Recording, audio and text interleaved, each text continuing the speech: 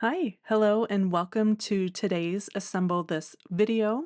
I'm getting inky and creating a floral card with a vintage vibe.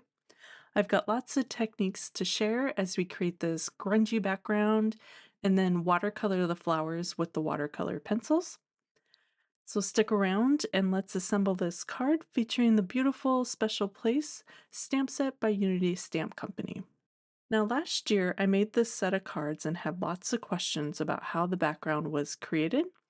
So we're going to start by recreating that background for this card. I am using a glass mat for my inks machine today. You can use any slick surface, whatever you may have, a craft mat, a laminated piece of cardstock, anything that will easily help that ink to slide around. I'm smushing down some pumice stone distress ink. All the inks and products I'm using today are all distress ink or distress line. I just love how universal these products are. I can use them for lots of things and all the colors kind of coordinate between all the different products. So I started out with one layer of smushing of that pumice stone. I'm just adding water to my ink that I've smushed on my glass mat and then pressing down watercolor paper into that ink. And I'm kind of using a tapping motion. I want it in like splotchy areas and then it'll kind of build up on top of itself. So I'll do one smush, set it aside, let it dry a little bit, or hit it with my heat tool, and then I'll come back in and layer another color over top. The drying between each layer is what really helps it to build on top of each other, and you'll get like a separation of color on one on top of another. After the pumice stone, I moved on to antique linen. I wanted to kind of warm up that background with a warmer color of ink. So I smushed on some antique linen over the top, and now I am going to dry this completely with my heat tool. I want to make sure that it's dry. And I'll come back in with that antique linen and do some ink blending over the top. This is really going to help kind of the edges of that ink smashing to really pop and you really get an interesting definition. Now I'm going to be doing lots more layers of other things, so you're going to lose the look of this, but remember it. You could use this technique for another card and just kind of stop here and you already have a fantastic background for another idea that you can use later. Now I've grabbed my favorite background. This is called Small Details by Unity Stamp Company, and also this Distress Resist spray. I've had this forever and never really played with it, so I thought, let's give it a go and see what it kind of does. And I'm going to tap this onto my stamp. In this case, I'm using a baby wipe. Later on, I just use my fingers, and I tap that onto my stamp, and then I stamp that over my background. And this is going to create a clear resist layer. It's going to seal in this layer of the antique linen, this light layer, and then when I come back in to add more layers of ink, it'll kind of save that nice light background. And it peeks through the text stamping and smushing that I'm doing. So you'll see that kind of reveal itself a little bit later. Now I'm drying this completely. I also ran to the sink and washed my stamp right away. This stuff is really sticky. It's almost like glue. So you don't want to wait around. Make sure you clean your surface and your stamps right away or it'll be there forever. So once I did that and this is nice and dry, I am ink smushing on some darker colors of brown ink. This is a mix of vintage photo and gathered twigs. I put both those colors and I mix them together with water, and then I'm tapping my paper into that just like I did before, using just kind of like a blotting motion and then sometimes a little bit more of a smush. Again, just a reminder to dry between all the layers so you get more separation and more interest to your background. And here's a peek at that resist stamping. Now I did not use enough product, so I'm going to do it again. Easy peasy, right? This time I'm just going to use my finger and apply it to the stamp in just a small area. This stuff can dry really quickly, so this way I have a little bit more control and I can move a little bit faster. And I'm doing this small area just in random areas over the background. Now you see me smush really hard, and that probably I mean, it's not a bad thing, but it wasn't exactly the effect I was going for, but I'm not mad at it either. And you'll see how that looks in the end. Next time I'll probably do like a medium smush. I smushed a bit too hard. I dried that again, washed my stamp, and once everything was dry, I'm adding another layer of really darkening up the ink blending, and I'm going around the edge of the card. And now this is really magical. Add a little bit of water to that ink on your mat, pick it up with your blending brush and blend it over the top, and it does the most magical thing to your background. Look at how all those different layers are popping. We're really starting to see the resist spray and the stamping that happened. It just really creates all these fantastic grungy layers in the end. I love it. Now I'm going to come back in with that same background stamp, the small details, use my darkest ink, the gathered twigs, and I'm just going to stamp it randomly over the top. It doesn't have to be perfect. I'm going for a distressed grungy look, and it'll just add text to the background as well. I dried that again. I want to make sure everything is dry, and now I'm going to come in with a pop of color using Distress Oxides in Worn Lipstick. Add a little bit of water to that on my mat, and I'm going to smush that over the top. And that's going to layer on top of that brown background. Distress inks are kind of chalky, so I really love that effect of that ink over the top of the crisp look of the distress inks. So the pink wasn't really popping. I'm going to wipe this away and I'm going to do one more layer. So I'm going to put some more ink down, add just a hint of water, and then I'm using a block, and this one has a grid on it. It's etched into it, so it creates texture when I use it to pick up the ink and then stamp it onto my card front. And that's going to create another layer of color that pops a little bit more. I'm just going to set that aside and let it dry naturally.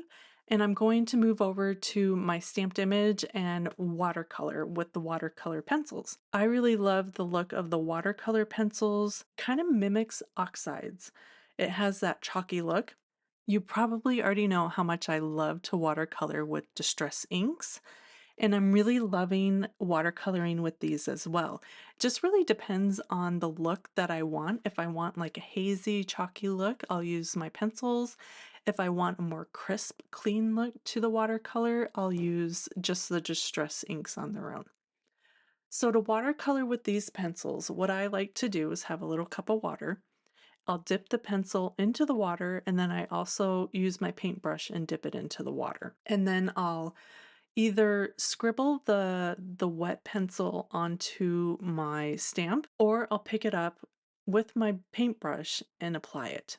Usually if I have a large area or if I'm starting out, like creating a base of color, I will dip my pencil, get it wet, and then color in those large areas and then use my paintbrush to spread it out to fill it in how I like it. This is Kish Flamingo. I only have 3 tins of the color, so I'm just working with what I have. So you can use whatever you have as well. You could also use any type of watercolor medium if you have distress inks or regular watercolor paints or watercolor pens. I would just use whatever you have.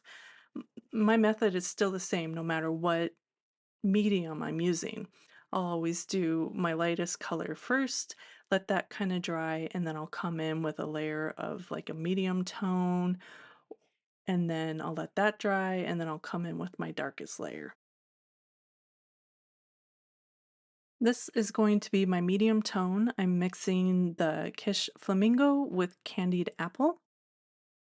I've dipped both of my pencils into the water and my paintbrush too, and I'm just going to pick up the color from those two pencils. And that's kind of like a palette mixer for me. If I want it to be lighter, I'll pick up more of that light pink and then less of the red or either or. In the end, it'll work out to be like a medium color. And I'll apply that in the darker areas of the stamp. I probably should mention the stamp. This is Special Places from Unity Stamp Company. I have it stamped on watercolor paper. This is Fabriano watercolor paper. It's the same paper I used for my first technique, and it's one of my go-tos. I use it for lots of things. The stamp has lines built into it, so you can really see where the shadow is, and those lines help guide me where to put the darker paint. So that's what I'm doing. I'm following those guides and putting this medium tone over the lines in the stamp to add the shadow. Once I was done with the medium tone, which was mixing the two, I just came in with the straight candied apple and added some really deep shadow. Next, I moved on to coloring in the leaves. This is a mix of crushed olive and peeled paint. Using the same technique, I laid down the light color first, and now I'm coming in with the darker and kind of dabbing it towards the bottom of the leaves, towards the stem of the branch, and that's where the darker part of the area of the stamp will be. And that'll create some dimension in the image.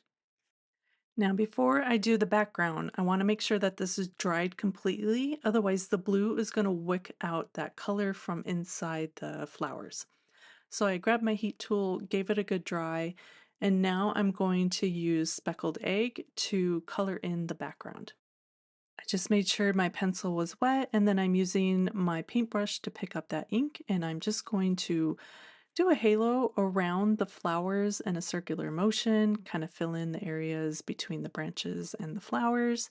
And I'll do this in a couple layers to kind of build up the vibrancy. And I like the variation too of having the different layers and different levels of the blue by allowing them to kind of dry as I move around the flowers and then come back in and do a second layer. Just creates a bunch of interest in that background. And here's a final look once they are completely dry.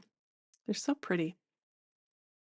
Now, when you use watercolor or create the grungy background, your paper does tend to warp a little bit. It's not really completely flat. So once they're completely dry, I'll run them through my laminator and they help to flatten everything out. Once it's ran through at least twice, I'll set it down and then place a block on top. So as it cools, it has something heavy to keep it nice and flat. All right, so now that we have all our pieces, let's go ahead and assemble this card. I'm just going to tear my flower panel, the top and the bottom, and I tear towards me so I have a nice white core. And then I'm going to add some of that antique linen, real light distressing around the flowers to kind of antique it a little bit so it's not so stark against my grungy background. I did the same thing to the sentiment as well. And I'm pretty sure somebody is going to come at me for covering my background. But for me, I can always just make another one and feature it on a different card, like the cards I showed in the beginning. The background was the feature of the card, and for this one, it's more of an accent. Looking back, I probably could have cut out the center of this card or cut them down into panels, and then I could have made multiple cards, but it's just it's just ink and paper. I can make another one. So I don't always make the background the star. So here I am just layering everything up, making sure my sentiment is lined up in the center. And then last, I'm just going to add a few clear dewdrops to really kind of help it shine a little bit more. And here is the finished card with that fantastic grungy background that really helps highlight those beautiful watercolored magnolia flowers. This would be a wonderful card for that special person you really hold close to your heart. As always, I'll have the supplies linked in the description of this video and on my Dahlhouse-Designs blog. If you have any questions or a sweet comment, post below. Thank you so much for joining me today. Be sure to like and subscribe to catch all my future video tutorials. I hope you enjoyed, and I'll see you again soon for more crafty time. Bye!